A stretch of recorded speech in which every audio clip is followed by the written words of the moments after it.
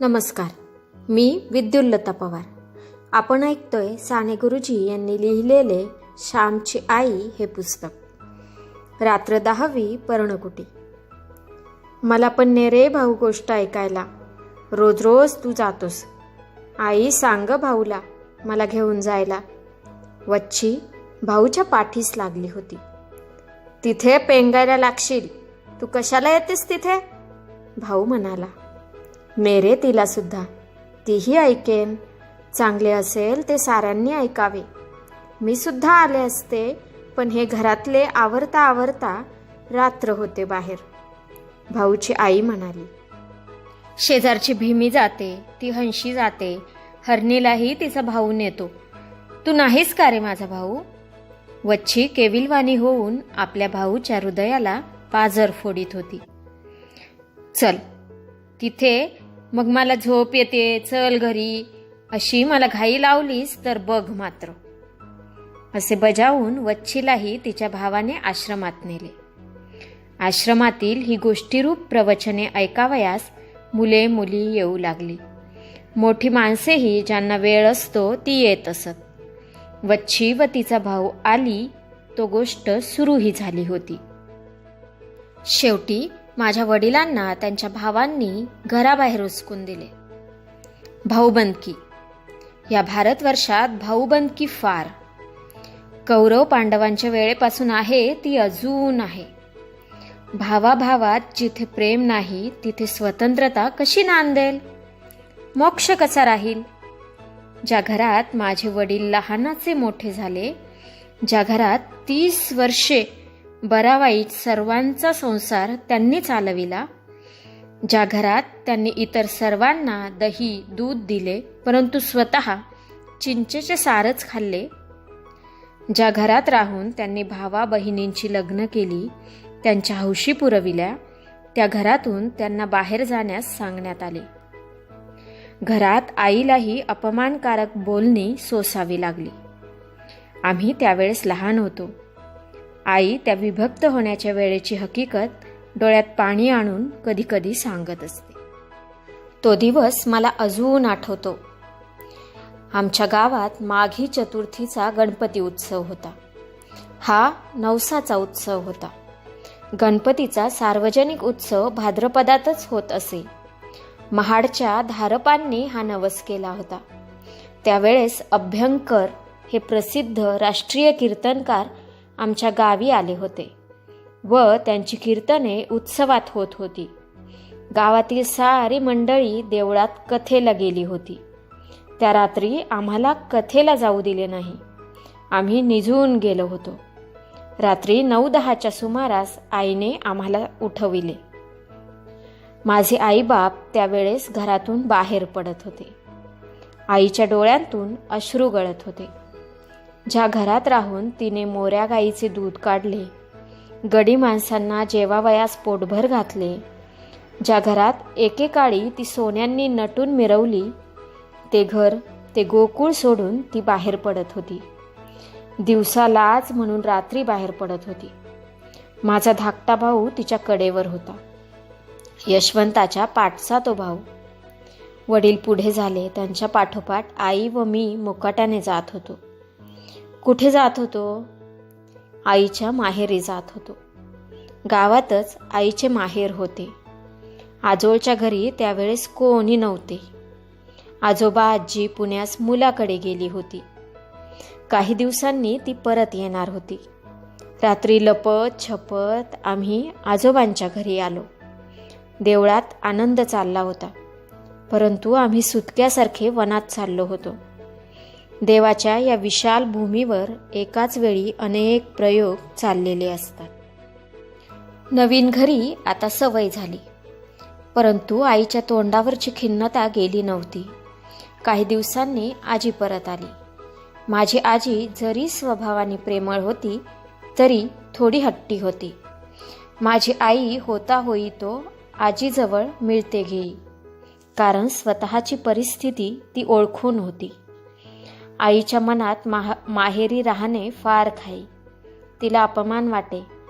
नवऱ्यासह माहेरी राहणे त्याहून मरण बरे, असे तिला होई. तिचा स्वभाव फार मानी होता. एक दिवस आजी व आजोबा देवळात पुराण ऐकावयास गेले होते. ओटीवर वडील जमा खर्च लिहित होते. आई ओटीवर गेली व म्हणाली, माझ्याच्याने येथे आता राहवत नाही.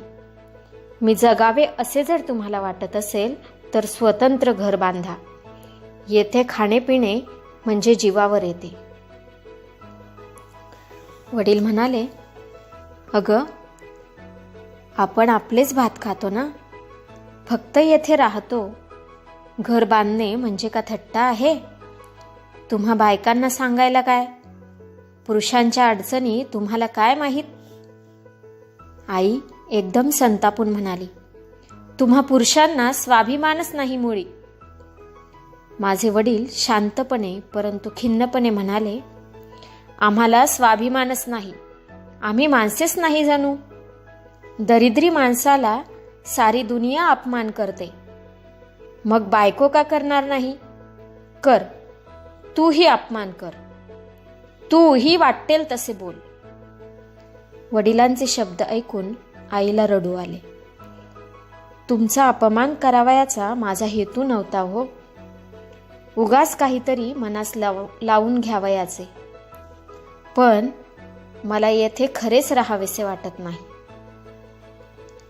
मलाही का राहावे असे वाटते, परंतु तुला आपली परिस्थिती माहीत आहे ना. कर्ज आहे, त्याचे व्याजही देता येत नाही. घर कशाने बांधावयाचे? कसे तरी गुरांच्या गोठ्यासारखे नाही ना घर बांधावयाचे. त्यात राहणे म्हणजे अपमान असतो. वडील आईची समजूत करीत म्हणाले, गुरांचा गोठाही चालेल, परंतु तो स्वतंत्र असला, आपला असला म्हणजे झाले.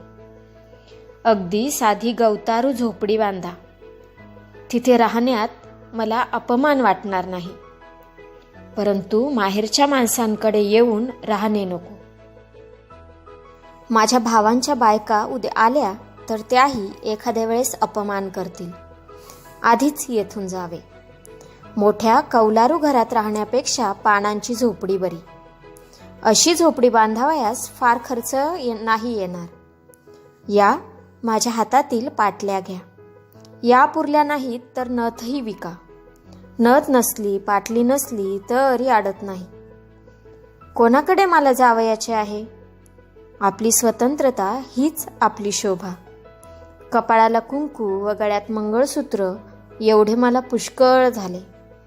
स्वतंत्रता गमावून ही नथ व या पाटल्या कशाला? असे म्हणून माझ्या आईने खरेच नथ व पाटल्या वडिलांच्या पुढे ठेवल्या. वडील स्तंभितच झाले. तुला इतके दुःख होत असेल हे नव्हते मला माहीत. मी लवकरच लहानसे घर बांधतो, असे वडिलांनी आश्वासन दिले. माझी आई सांगते की स्वतंत्रता मिळवण्यासाठी दागदागिने फेकून दे. स्वातंत्र्याचा साज, स्वातंत्र्याचा शृंगार हाच सर्वांना शोभादायक व मौल्यवान शृंगार होय. आमच्या वाटणीस आलेल्या लहानशा जागेवर झोपडी बांधावयास आरंभ झाला.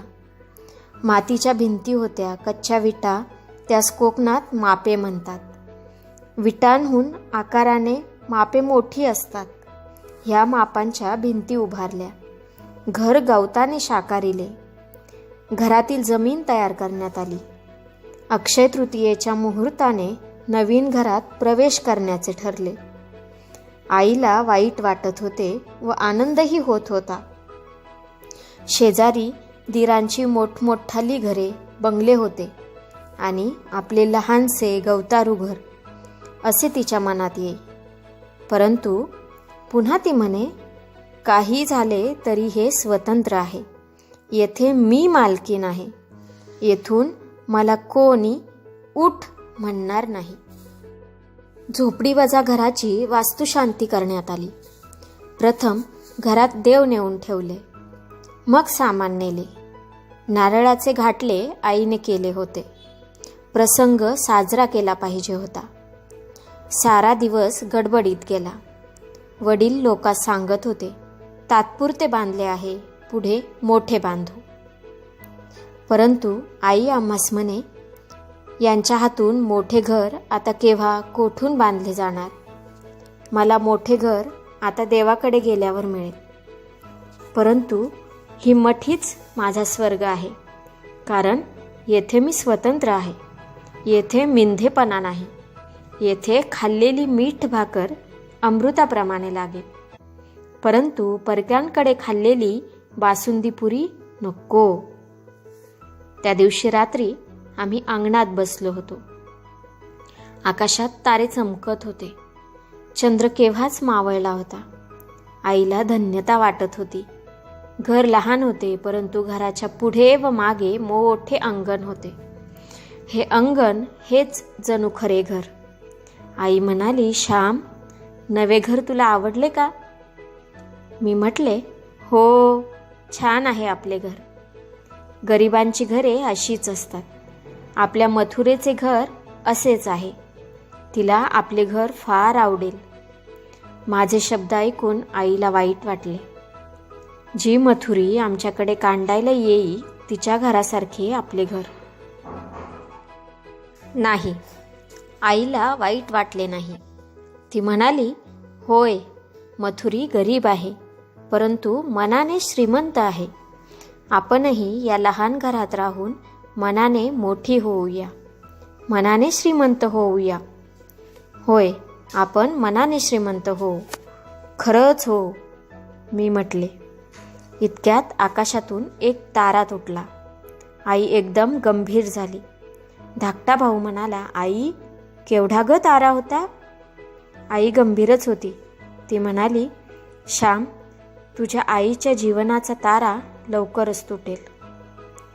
असे तर नाही ना तो सांगत? ते वरचे मोठे मोकळे सुंदर आकाश मला तर वर नाही ना बोलवीत? मला बोलवण्यासाठी तर नाही ना आला तो तारा? नाही हो आई, तो हे आपले स्वतंत्र घर पाहण्यासाठी आला आहे.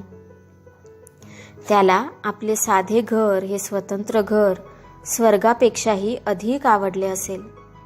यमुनेच्या पाण्यात गोपाळांनी हात धुतल्यावर जे शीतकण पाण्यात पडत, ते खाण्यास स्वर्गातील देव येत. असे त्या हरिविजयात नाही का? तसे हे घर पाहावयास ते तारे येतील. कारण आपल्या घरात प्रेम आहे. तू आहेस, मी म्हटले. माझ्या पाठीवरून वात्सल्याने भरलेला हात फिरवीत आई म्हणाली, श्याम, कोणी रे तुला असे बोलायला शिकवले? किती गोड व सुंदर बोलतोस. खरेच आपले हे साधे सुंदर घर ताऱ्यांनाही आवडेल, साऱ्यांना आवडेल. धन्यवाद.